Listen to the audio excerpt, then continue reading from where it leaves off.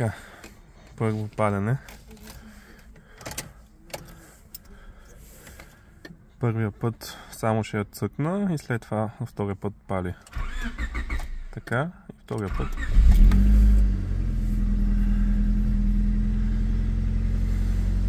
Като е студена, така пали винаги втория път, няма смисъл първия път да се мъчи.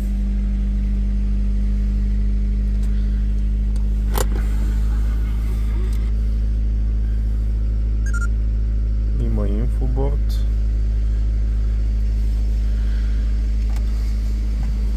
Това е отвътре.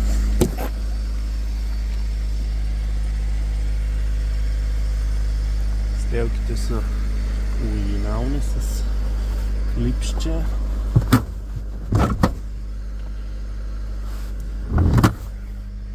Подлакътника е от англичанка. Черен. Ей, тук това е шкурено.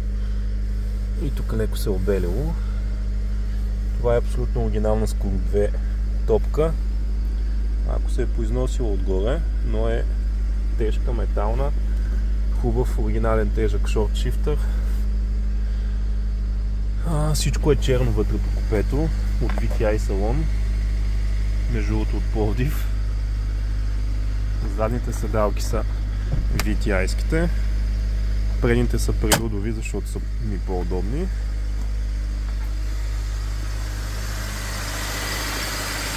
така работи.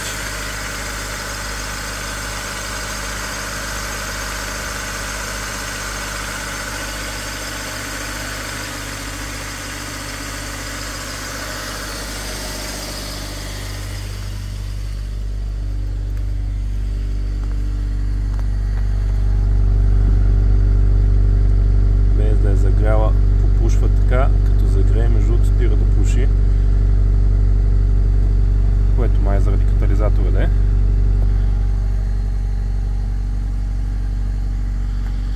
Емблемата също е оригинална Тайперова.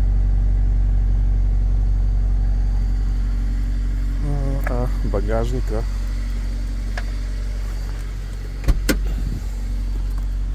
напълнил съм с всички части, които съм имал през годините. Това са гумени стелки. Има за филтъра Cayenne, ще го покажа. Имам много малко използван обикновен филтър. Филтър купе имам един останал. Тук имам клаксони в синьо заради другите джанти, които между другото също са налични.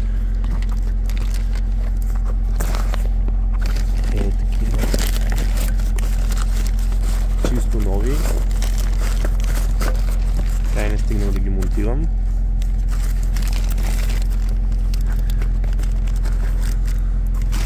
И тук другото по-интересно е, това са оригиналните пружини. Сега е с по-ниски. Тук има всякакви дръболи. Един картер, защото е ниска и си мисля, че ще го щупа някой ден, но не успях. Тук имам стари лупиаре, всякакви джунджурики по-скоро, нищо особено. Филтъра само.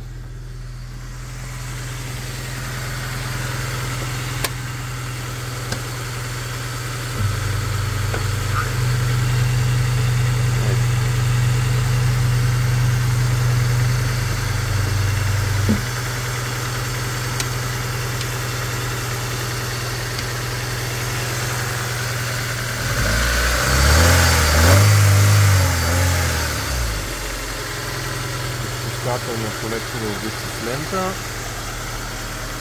Тук се поумазва, разбира се, малко с масло. Тук помпата, също тази помпа никога не съм я сменял, така че подозирам, че е хубаво да се смени. Отзад е с големите дискове, но изглеждат много зле в момента, защото не е карана. И това е.